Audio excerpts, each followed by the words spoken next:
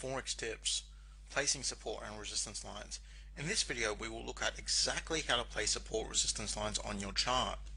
Placing good support resistance lines allows you to see where the price is probably going to have trouble breaking. This is extremely useful if you want to trade line breakouts, or if you're already in a trade and you want to know where to place a stop, or even better, to take profit. Personally, I use them mainly for line breaks. Breakouts from these lines work very well, and they often net me 50 to 70 pips per trade on GBP JPY. That's probably going to be a little less on Euro USD and GBP USD. Before I show you exactly how to place them, we need to understand what they are. So, what are SR lines? SR lines are areas on a chart at which the price has had trouble breaking in the past, and is therefore likely going to have problems breaking that same area in the future. Now, that is a very boring and clinical definition, so let's try to do this another way. Let's imagine a support resistance line is a person. What traits would that support resistance line have?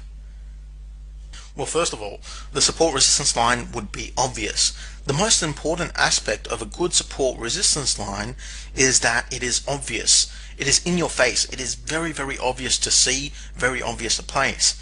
Support resistance lines work because thousands of traders expect the price to find a barrier at that level. So you need to place the most obvious ones. In other words, the same line that thousands of traders are looking at. So support resistance lines are obvious, in your face. They're never subtle. They're always obvious. The other thing is they are indirect. Most newbies think that support resistance lines need to have a direct impact on the price. This is simply not true. They can have either a direct or indirect impact on the price. Direct impacts are things like wick bounces, which we'll look at next, and indirect impacts are things like holding the price back for a while.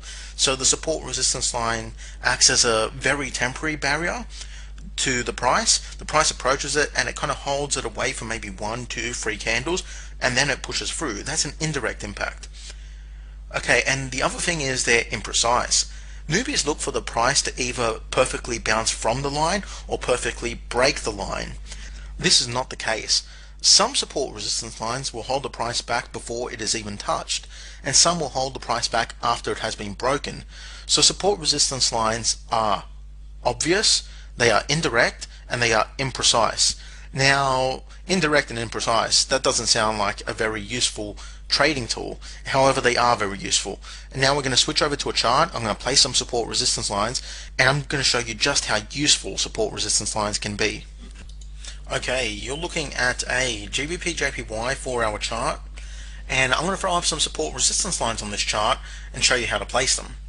Now, the very first thing you do when you're placing support resistance lines is switch to a 4-hour or a daily time frame. Now, you do this because the 4-hour and the daily time frame, they filter out a lot of the noise that you get on the lower time frames. For example, the 1 hour, the 30 minute, the 15 minute. So it doesn't matter if you trade exclusively the 15-minute charts or the 1 hour charts.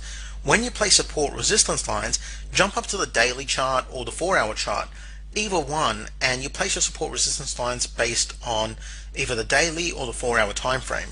Now, you just choose whichever one works best for you, so experiment a little. Place some support resistance lines based on the 4-hour, place some based on the daily, whichever one works best for you. Personally, I use both of them. I usually place them on the daily, confirm them on the 4-hour, but sometimes I'll place them on the 4-hour, like I'm going to do now.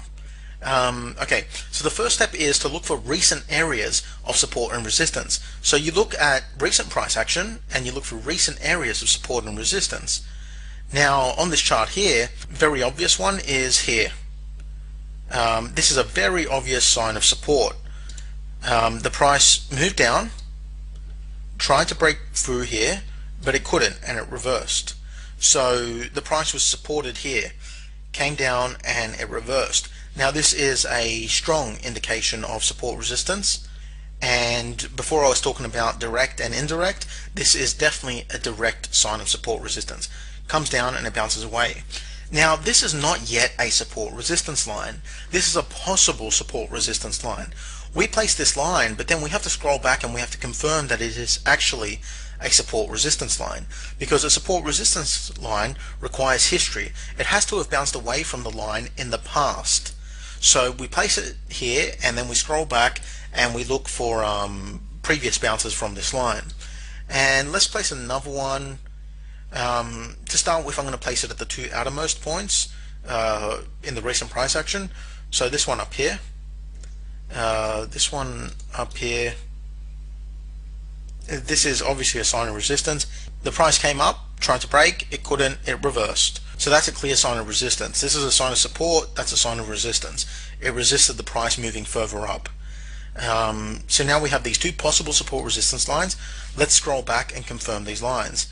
And let's start with this 143.60 level. So let's scroll back. Okay, here it broke kind of straight through it almost. So that's not a very good sign of support resistance. However, here, if you look here, this is an indirect sign of support resistance, and it is an indirect sign because you see that the candle comes down to this line, tries to break it, but it can't. The wick shoots below the line and the body closes on top of the line. Next candle eventually breaks. So this is an indirect sign of support resistance. You could see that the price tried to break through this line, but it couldn't right away. Indirect sign of support resistance. This isn't really much of a sign of support resistance, but what's important is this one. Now this is a direct sign of support and resistance. It directly impacts this line with a wick bounce and then reverses straight away. That's a very clear sign of support and resistance. A direct sign, a very clear one. So obviously a sign like this, it really does indicate to you that this is a valid line. But it's probably not enough. We have to scroll back and have a bit more of a look. But we have a bounce here, indirect sign of support resistance here, direct sign of support resistance there. So let's scroll back a little further. Look again, another direct sign. So this is shaping up to be a very strong support resistance line.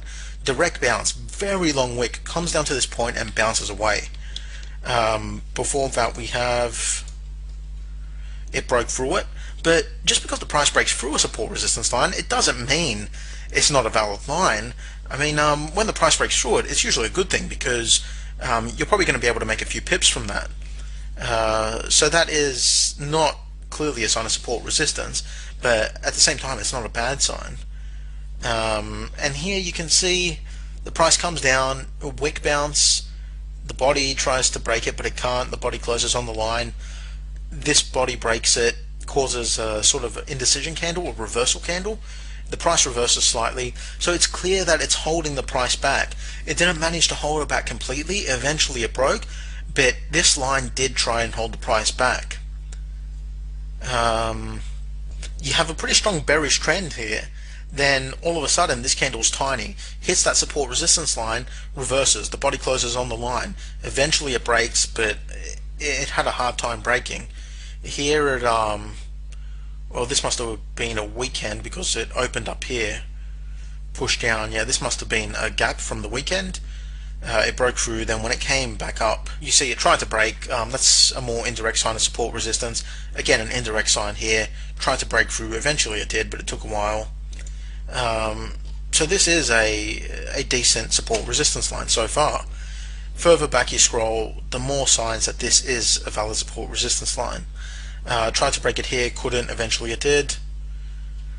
Look, indirect sign, wicks poking up through, the bodies can't get through. Here it broke pretty much straight through, but again, you know, it's going to break through it sometimes, it can't be perfect. But yeah, this looks like a nice clear sign of support resistance. Look at this, comes down to the line and all these wicks kind of bouncing. This one slightly broke below it, this one bounced directly off it, this one almost directly off it. Very clear sign of indirect support resistance here. Do I need to go back any further?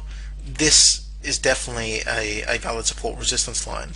As far back as you scroll, you see that it has been holding the price back effectively for a very long time. So clear sign of support resistance. And that's how you place them. You want lines that are this obvious. Sometimes you can get away with lines that are slightly less obvious. I mean, this is an almost perfect one. Sometimes you can get away with lines that are slightly less obvious, but